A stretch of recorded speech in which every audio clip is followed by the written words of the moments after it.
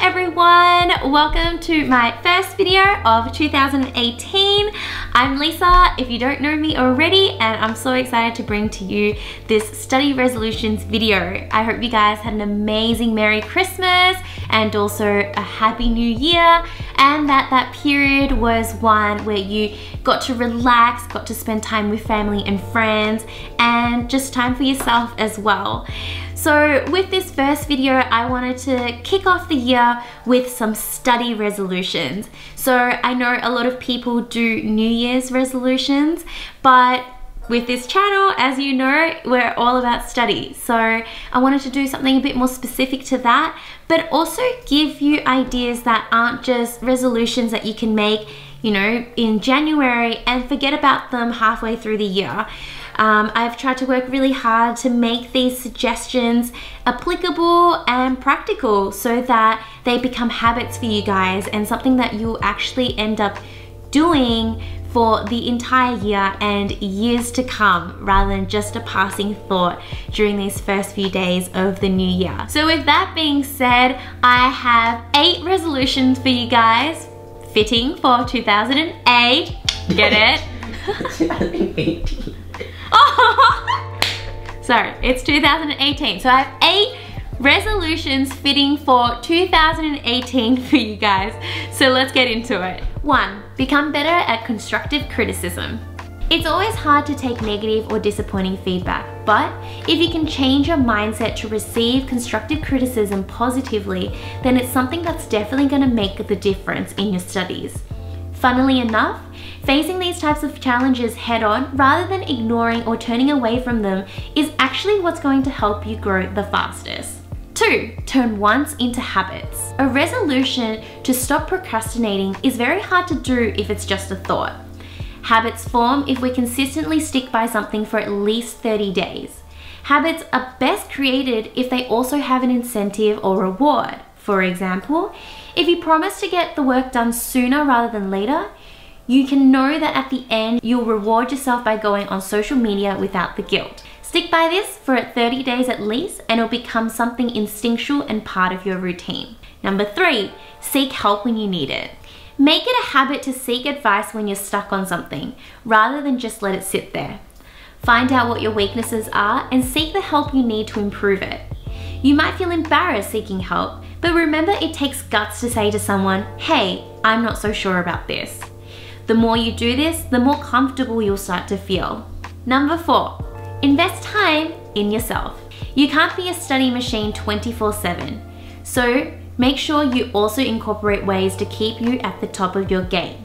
For example, mindfulness is a great way to alleviate stress. I use the app Headspace, which offers 3, 5, 10, or even 20-minute meditation rounds, and it ensures that I stay present and in the moment. Otherwise, you can make time to hang out with friends who can take your mind off study and take breaks to do things you enjoy. Number 5, study with different people. While solo study is great, working with friends helps you gain more ideas and you can all help each other to improve in your subjects.